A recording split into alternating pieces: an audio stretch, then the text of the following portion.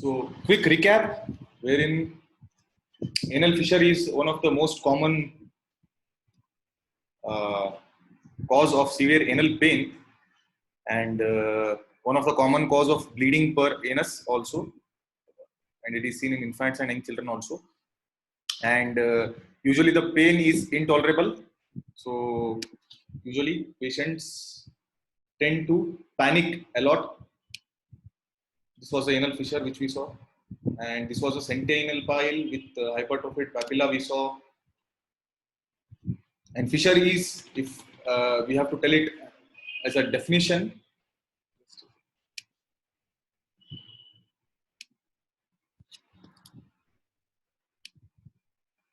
so as a definition, it is a linear ulcer or a linear tear. Everyone is able to see the screen? Yes, sir. Yes, sir. Sir, Yeah. Any doubt? So we are just recapping in 2 minutes, and this is how we saw about the fissure. Posterior anal fissure with sentinel pile, and this is anterior anal fissure with sentinel pile or sentinel tag. And we saw that the incidence is more in young or middle-aged adults, like 30 to 50 years, and especially women who suffer from the fissure the most, maybe during the childbearing age, or may it be during the pregnancy. And when it comes to the incidence with respect to anterior and posterior fissure, we saw that the males anterior incidence is 10% and posterior is 90%. Females 40% anteriorly, 60% posteriorly. And the theory behind posterior midline location of the fissure was, the hypothesis were as follows: because of the posterior angulation of the anal canal, relative fixation of the anal canal. I hope everyone has joined. And divergence of the fibers of the external sphincter muscles posteriorly, again, is one of the potent cause because of which the anal fissure is seen posteriorly. And of course, the elliptical shape of the anal canal. And we saw the etiology, wherein the primary causes were constipation and the sphincter spasm, or else like post-surgical complication. And then secondary causes, that is anal fissure due to underlying diseases, was due to the ulcerative colitis, Crohn's disease, syphilis, and tuberculosis. And pathogenesis, if you remember, we started it in the second half because we had to disconnect after 40 minutes. And pathogenesis was like the constipation during defecation, passing of hard fecal mass, mainly on the posterior anorectal angle, in which the overlying epithelium is greatly stretched. So that's why there will be the fissure. And the healing of this fissure is hampered by increased internal sphincter tone, which I was explaining you with the example of a kid whom I had seen in the OPD, wherein he had made up his mind so much so that he was about to control the motions for 3, 4, 5 days. Because once if a person faces that kind of pain in the anal region while defecation, then there are all the possibilities that that person would be avoiding the act of defecation, because to avoid the pain which was severe and excruciating. So fecal matter infection and poor blood supply posteriorly, that's why again we had the infection chances in the posterior aspect of the anal canal, that is posterior anal fissure. And if left untreated, then hypertrophied anal papilla above the fissure and skin tag or sentinel pile below the fissure are seen as a complication of untreated acute anal fissure, resulting in chronic anal fissure.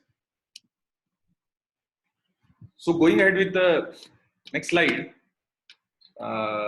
in the again complication, at any stage suppuration may occur and extend into the surrounding tissues to form a perianal abscess, which may discharge through the fissure into the anal canal or may burst externally to produce low anal fistula.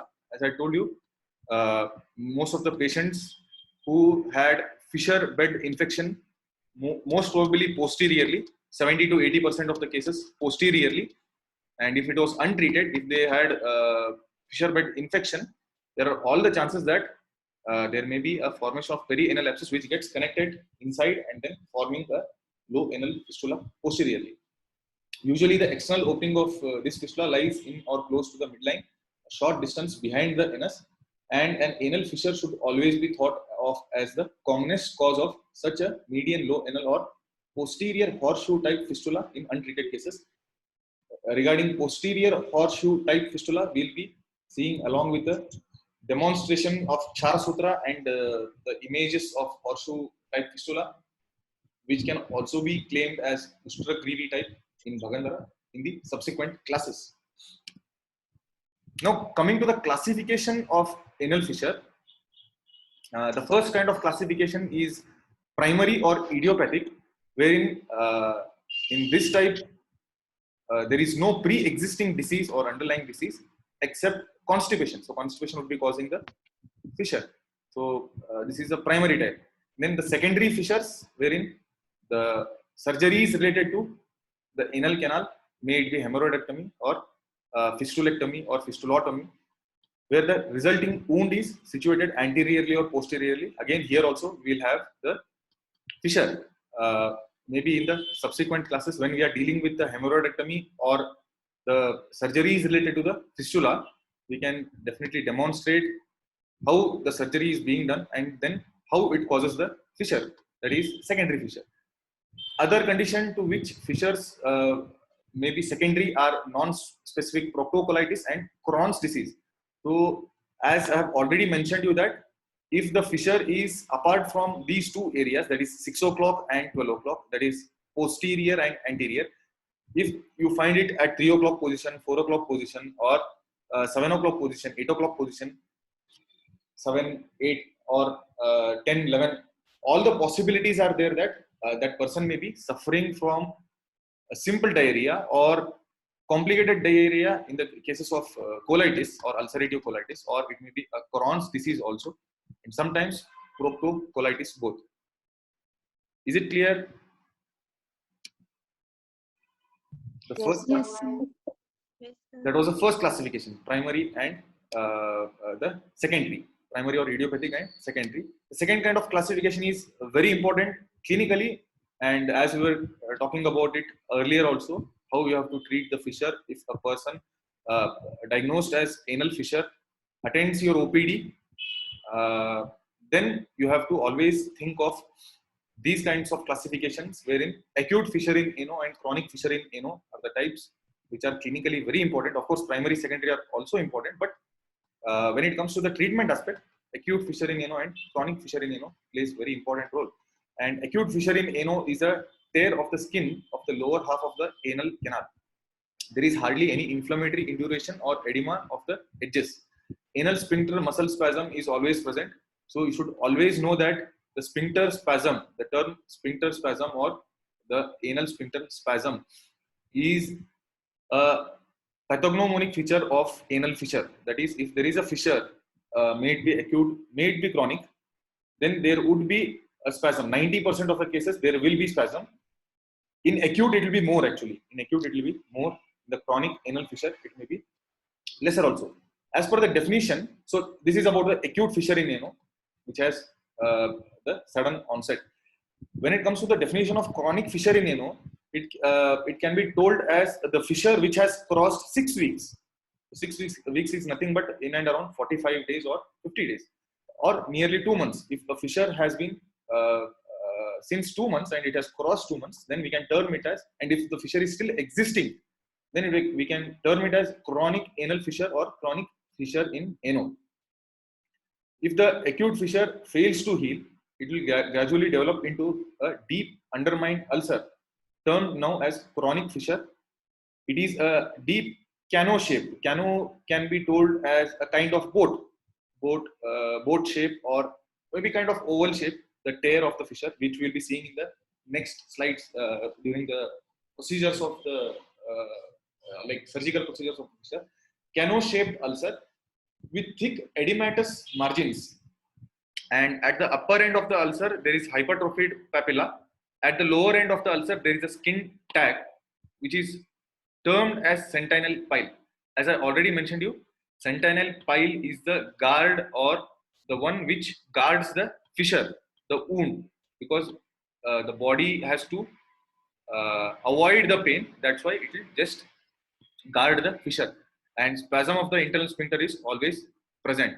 So acute anal fissure and chronic anal fissure clinically is very important when it comes to the diagnosis. When it comes to the explaining the patient, because treatment aspect wise, we have to decide the treatment based on the acute stage or the chronic stage. So you have to be well versed in this in order to explain to the patient what treatment you are going ahead with, what exact protocols you are going ahead with, because at in the stages of acute fissure or the acute fissure, treatment would be slightly different from the chronic fissure, and where the surgery is exactly required, where it is not required. Usually patients are very panic and they attend your OPD with the intention of avoiding surgery. So that we'll be discussing in the treatment aspect. I'll be telling you lots of the case stories also. And clinical features of anal fissure are as follows. Yes, Rakshita, any doubts? Sir, what is Crohn's disease, sir? Like, what Crohn's happens in Crohn's? is a autoimmune disorder of the intestine, fine, which we'll be Okay. dealing with, we or any of the staff would be dealing it in the intestinal diseases, fine. As of now, think it as a differential diagnosis of ulcerative colitis, fine. Okay. So, Okay, sir.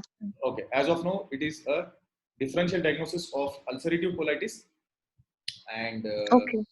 over a period of time, when we are dealing with intestinal diseases, we'll definitely go ahead with the Crohn's disease in detail. Yes, sir.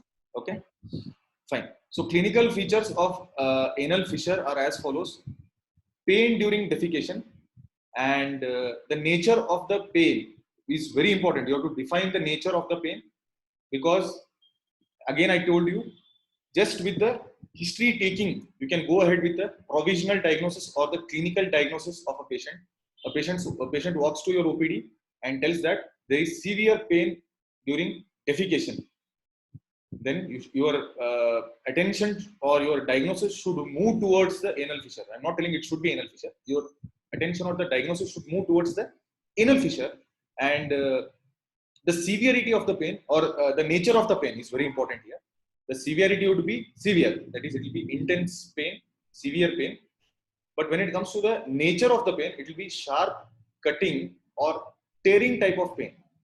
So, cutting type of pain is again the pathognomonic cutting type of pain, PR, during defecation or just after defecation is the pathognomonic feature of anal fissure.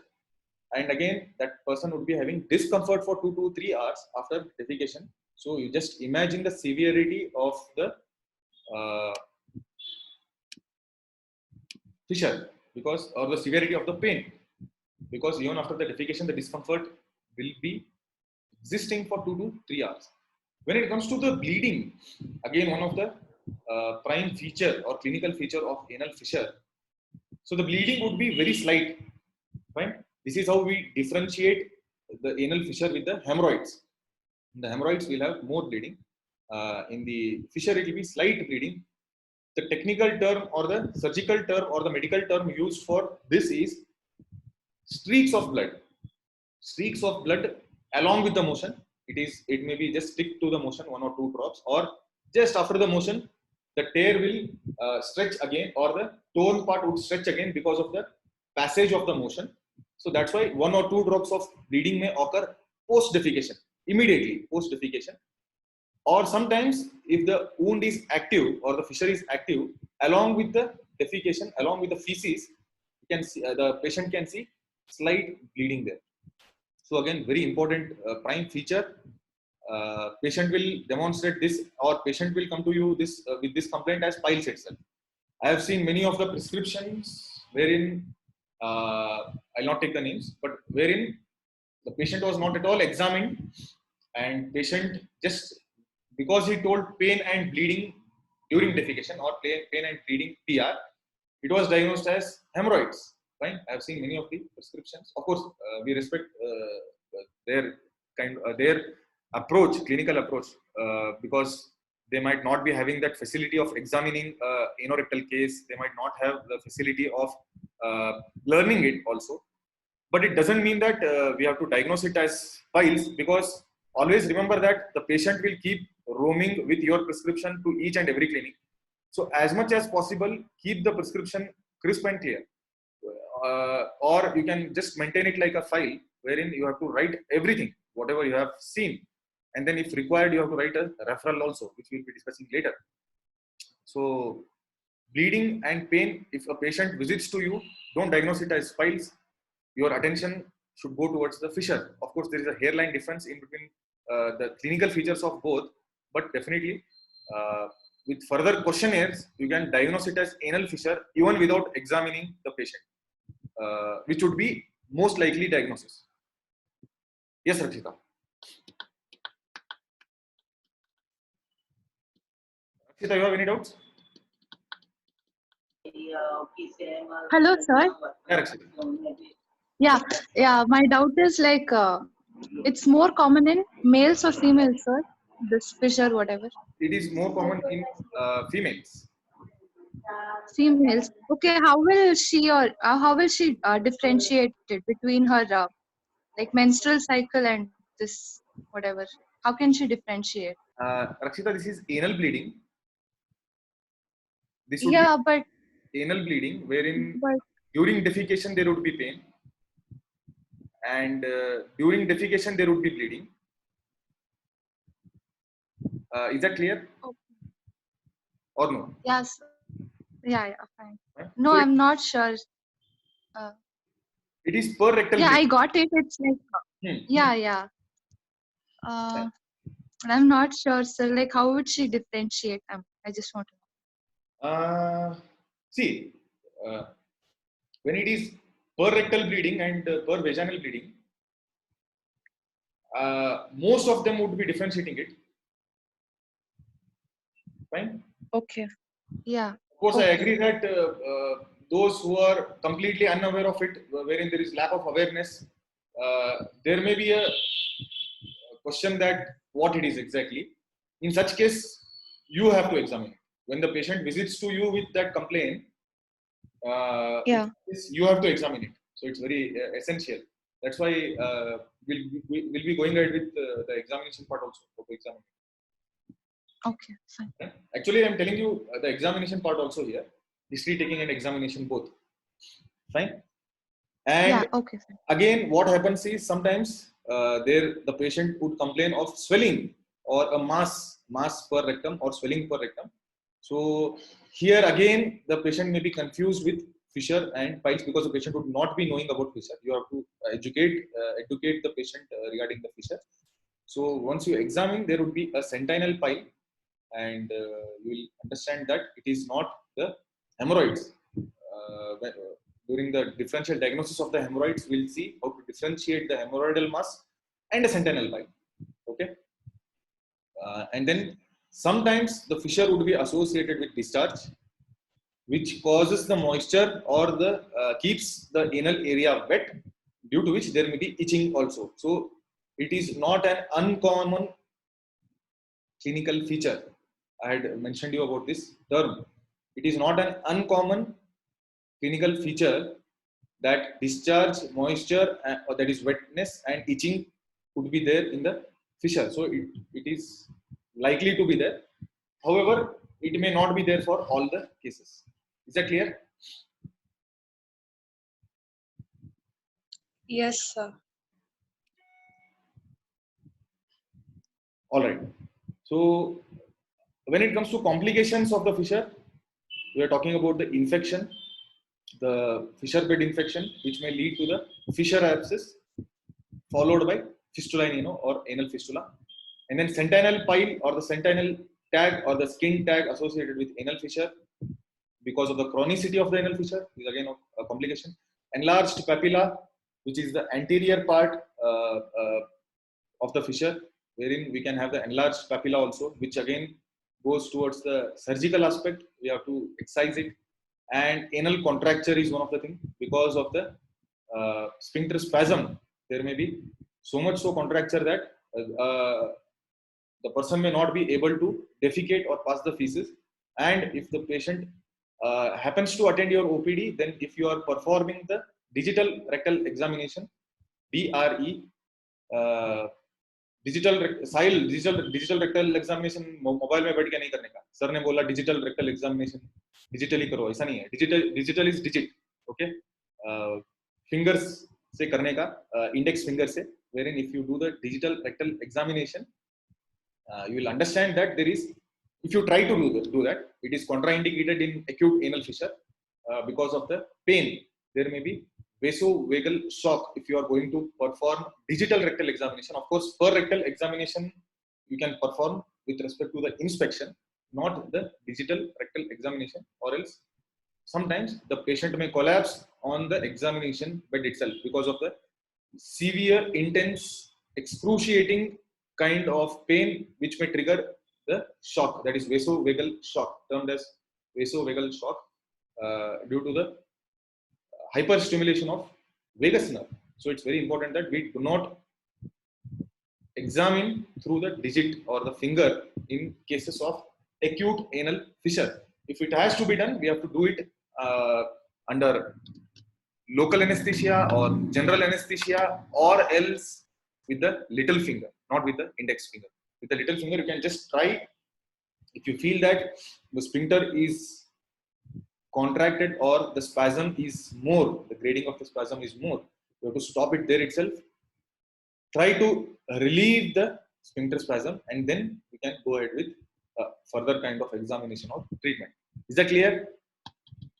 Any doubts? So differential diagnosis of the anal fissure would be pruritus ani, ulcerative colitis, wherein we can see mucoid bleeding per rectum sometimes. Crohn's disease, again, we can see mucoid bleeding per rectum. Squamous cell carcinoma or adenocarcinoma of rectum, wherein we can see early morning spurious diarrhea. Patient wakes up at around 3 a.m. Patient will come to you and patient tells that, sir, every time, or madam, every time I get up at 3 a.m. or 4 a.m. with the urge of defecation. Defecation urge wakes me up from the sleep, and when I go and try to pass the motion or try to defecate, just mucus along with the blood passes, or sometimes nothing happens. This is what the term being used by the patient. Defecation urge wakes me up. I go to washroom or rest to washroom immediately, and when I try to defecate, either mucus along with the blood flows off, or else nothing happens. The mucus along with the blood is because of the collection overnight. Once the patient sleeps, overnight there will be collection, and then early morning he'll get the defecation urge and tries to pass the motion, which we'll be studying in the rectal carcinoma. Syphilitic fissures, again, and then tubercular ulcer, idiopathic stenosis of internal sphincter, elderly women addict to purgatives. So over usage of purgatives or purgative abuse or laxative abuse is linked with anal fissure, because as I had told you in the last class itself, anal fissure can be because of constipation also, or because of diarrhea also, that is loose motion. Sometimes what happens, persons or the people who are addicted to laxative or the drastic purgatives, so if they tend to take it more, and then if they have loose motion, there are all the possibilities that they can have the fissure. And some of the STDs also may demonstrate the anal fissure, that is like syphilis, because of the anal sex, wherein there would be multiple fissures and then there would be lateral fissures also. If you happen to have the anorectal clinic or fissure clinic, you are bound to get such kinds of cases also, wherein the history would be of the anal sex, and then because of that there would be excruciating pain in the anal region, because of which even the patient will start crying also, about which we'll be discussing in the further classes. Okay. When it comes to the anal fissure concept in Ayurveda, which is termed as Parikartika, very important for short question. Sultan, क्या हुआ? Sir, I have a question, sir. Sir, like we got three terms here, like fissures, fistula, and hemorrhoids. Correct. Sir, I find it very confusing to differentiate between these three terms. So, will you please tell us the key points to distinguish between these three terms, like fissures, fistula, and hemorrhoids? All right. See, as I am telling you since the first class itself, that when we are going ahead with hemorrhoids, hopefully in the subsequent classes, and then the fistula in the next upcoming classes, we will be able to see the exact difference between all the three. Okay. But as of now, the difference between the anal fissure and hemorrhoids would be simple and as follows. One is with respect to the pain. If a patient visits to your clinic and tells that it is only bleeding and no pain, most of the cases, painless bleeding PR, painless bleeding per rectum, you should deviate your attention towards the hemorrhoids or the piles. The clinical diagnosis or the provisional diagnosis, not the final one, should go towards the hemorrhoids where if the patient complains of painless bleeding. Of course, it may be anything else also. Painless bleeding per rectum with mass. Sir, I'm trying to defecate. The patient will tell you that I'm trying to defecate. There is like blood which is flowing like water from the tap, which is the technical term for this is splash in the pan. Like how we saw the streaks of blood. Streaks of blood is a feature of anal fissure. Splash in the pan. जैसे पानी आके tap से गिर जाता है नीचे, वैसे blood गिर गया. If the patient is complaining, again you have to deviate your attention towards the piles as a provisional diagnosis. And also mass. During defecation, something comes out and goes inside. Again, provisional diagnosis would be piles. Whereas in fissure, it's very clear. Painful bleeding PR is fissure. समझ गए सुल्तान? Yes, sir. Thank you, sir. हाँ. और fistula में क्या होता है? ये थोड़ा अलग ही है. ये अलग टाइप का है. जैसे पाइल्स और फिशर में थोड़े बहुत सिमिलरिटीज होते हैं, वैसे फिस्टुला में you usually won't see it. Of course, क्या होता है फिस्टुला में? There would be a history of abscess. Patient will tell that फुंसी हुआ था पहले कभी तो, या the patient is prone for recurrent abscess. बड़ा सा फुंसी हुआ था सर, फट गया, and उससे पीप निकल रहा है. The pus is being discharged from this abscess, and then the pathognomonic feature मतलब प्रत्यात्म लक्षण. जैसे ज्वर में संताप हो देह मानसा, देह और मनस में संताप होते रहता है. प्रत्यात्म लक्षण of fistula in ano, that is pathognomonic feature, is soiling of the undergarments, because there will be a opening from which there would be a pus discharge all the time. So pointed okay, there would be a soiling of the undergarments. तो क्या बोलेगा? Every time it will be wet. पूरा नहीं, just one point, because from the external opening of the fistula, wherein there was abscess earlier, वहां से हमेशा there would be discharge of pus, which would get stick to the undergarments, and then soiling of undergarments is the pathognomonic feature of fistula. Painless bleeding per rectum is piles. Painful bleeding per rectum is fissure. Understood? Yes, I understood. Okay. This is in short. Later, once we go ahead, we can just see. Okay. When it comes to Charaka Samhita, that is Siddhisthana 7th chapter, 54th and 55th shloka, the Nidana and Samprapti, as explained by Charaka Acharya, goes as follows. I have already told you, it will be in English. Please write it in Sanskrit. Mrudu Koshti. You have to write it as Mrudu Koshti in Sanskrit itself. Don't write it in English. Mrudu Koshta, person. And the dosha is Alpa. Again, Panchakarma concept here. Alpa dosha avastha is being administered with Ruksha and Tikshna Basti. You misdiagnose the case that this person may be having more dosha, and this patient is able to withstand lots of pressure and stress. So, चलो दे देते हैं, गोमूत्र डाल दिया बस्ती में, and then you put some Ksharadravas, other Ksharadravas also, made the basti very Tikshna and Ruksha, and you administer it in excessive quantity, thinking that I'll just give a result in one day. Maybe because of maybe the patient has come to you for weight loss or with lots of obesity, like he is suffering from obesity. Then what happens is, if you try to do all these, there would be dosha prakopa and then parikartika. So very beautifully explained, wonderfully explained, because again the concept of Guru Vyadita and Lagu Vyadita comes here, which I will not discuss more. If you know it, it's well and good. Like patient who is having excellent willpower will present the severe disease also in a simple form. Doctor, कुछ नहीं हुआ है, छोटा सा ये हुआ है, लेकिन the disease may be more.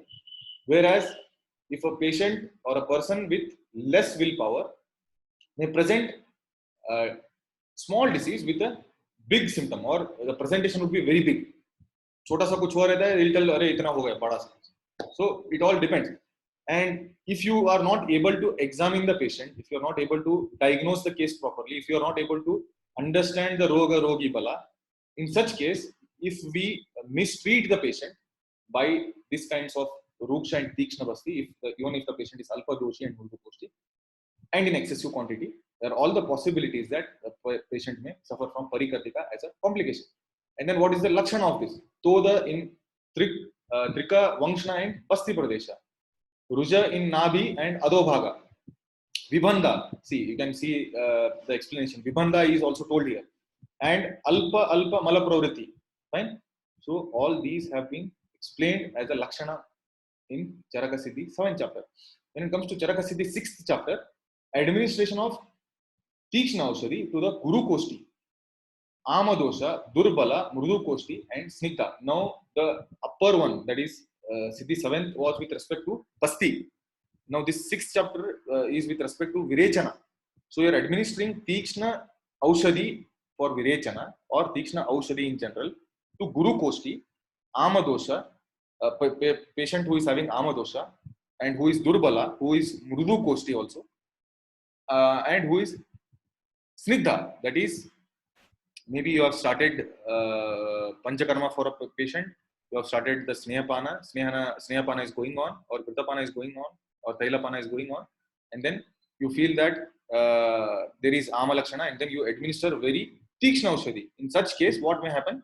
The patient may have Parikartika. Again, Samprapti with respect to this, Samprapti with respect to this is already done. Almost it will be the same or the similar thing. Nidana Sevana, that is the thing which we saw here, speaks now to the Guru Kosti. What happens is Ama Sahita Dosha Nirharana. Here extensively Ama is thrown out to the Buddha Pradesha, and then there would be Parikartika. How? The Lakshana would be like Tivra Shula in Buddha Pradesha and Raktasrava. Very important, it is clearly mentioned here that Tivra Shula in Buddha Pradesha Raktasrava. And going forward, he also mentions the nature of the pain. How is the Shula? Here it is, he is mentioning the severity, that is Tivra. Next, he will mention the nature also.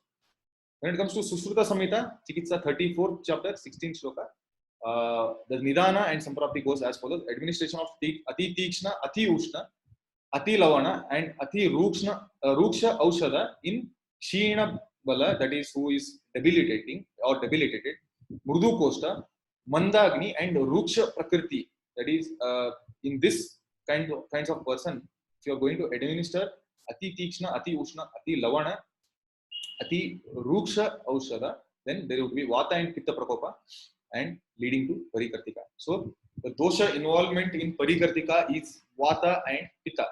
Very important, because all your treatment would be aiming for the Shamana of Vata and Pitta itself.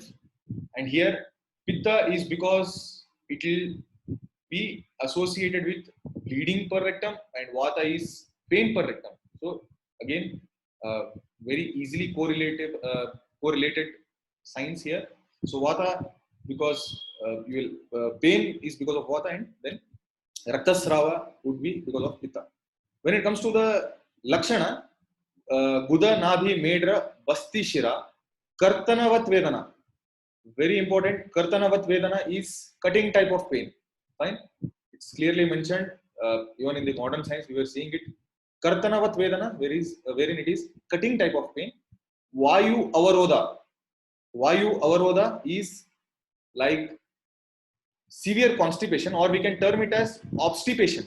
Obstipation is obstruction of feces and flatus both, is obstipation. So Vayu Avarodha, Vatadhvana. We will have bloating kinds of features. Aruchi, again very important. The patient would be having aruchi also, and we typically see these kinds of features in even day-to-day practice also. Patient will visit to you, and patient will tell that I am not able to eat anything. When you go ahead with the history, the patient has stopped eating because if the person or the patient suffering from anal fissure or the anal pain as per the patient eats something, then he or she knows that or she has to pass the motions. They'll get the urge for defecation, so they stop eating. Understood? Is that clear? Yes, sir. Yes, sir. Yes, sir. So the patient would stop eating also. So much so pain that they'll stop eating, and then they'll feel that if we don't eat, no need of defecation, so there is no pain. That is also one of the things. Then Sushruta Chikitsa 36th chapter 37th shloka, wherein administration of Ati Tikshna, Ati Lavana, Ruksha Basti. And here again Pitta Yukta Vata Prakopa. So the dosha involvement is Vata Pitta. Parikartika. Lakshana Chinnati Iva Vedana. Again excise or cutting type of pain. Understood? So cutting type of pain in Nabhi, Basti and Budasthana. And when it comes to Chikitsa, Charaka Siddhisthana 6th chapter. So if the patient or the person has Sa Amadosha, that is, if a patient is having Amadosha, then go ahead with Langana, Pachana, Ruksha, Ushna, Aushada, and Ahara. If you feel that there is Ama, that is, in cases wherein patient may come to you with a history of Madhve Ota, like previous day they had some very big function, Madhve marriage or anything. They had lots of non-veg, or they had lots of vegetarian food also, not particularly non-veg, but in non-veg it may be more. And then the early morning itself, either they developed constipation or they developed diarrhea. In both the cases, you should suspect either the food contamination or the indigestion. So in such cases, what you have to do is just keep them giving hot water, and then keep them giving the drugs like which are having the action of Pachana and Deepana, so as in order to boost the Agni again. And even Ahara, same thing. Maybe just you can give the Ganji kind of things, warm Ganji, without any kind of ghee or oil. And if the patient is Krisha, then Madhura Rasa Yukta Dravya and Brahmana Chikitsa. You should do Brahmana Chikitsa again here, because if the patient is Krisha and having pain and bleeding, then there are all the possibilities that the patient or the person may go more weak. And if the patient is having Vata Pradhanyata, then Dadima Swarasa Yukta Ghrita plus Kasisa Bhasma to be consumed internally. And one more thing is Saindhava plus Yavakshara internally. So this is also known to do the Shamana or Samshamana of Vata. And then general line of treatment would be Dadima Tvak Churna Yukta Amla Dadi.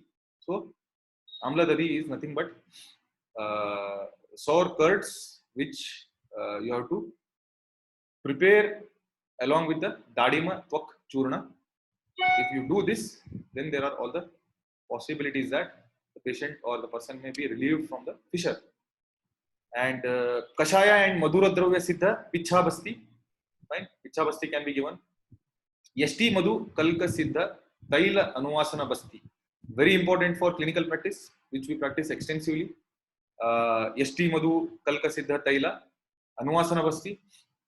And as of now, we utilize it in Matra Basti dosage, that is either 25 ml or 50 ml as per different opinions. So Matra Basti is the Hrusva Sneha Matra, the type of Anuvasana Basti. And then Dugdha Ahara. So the food should be enriched with the milk. When it comes to Sushruta Chikitsa 34th chapter, 16th shloka, Pichha Basti with Yashti Madhu, Krishna, Tila, Kalka, Madhu and Ghrita. So this is also extensively practiced these days. Shitala Jala Snana is one of the treatment mentioned by Sushruta. Shira Bhojana, Ghrita Manda or Yashti Madhu Kalka Siddha Taila, Anuvasana Basti. Again, I told you, very simple procedure, OPD procedure. Patient attends to your OPD with lots or severe, intense, excruciating pain PR. Just administer 20 ml or 40 ml of Yashti Madhu Taila or Ghrita Manda itself, or else plain Ghrita itself, lukewarm, and just administer it with 100 ml syringe or 50 ml syringe, whatever it is, with a Indian red rubber catheter. Then the patient will thank you for years together, or maybe until he is alive, for many years. So Picha Basti or Madhura Dravya Siddha Sneha Basti is also one of the Chikitsa again.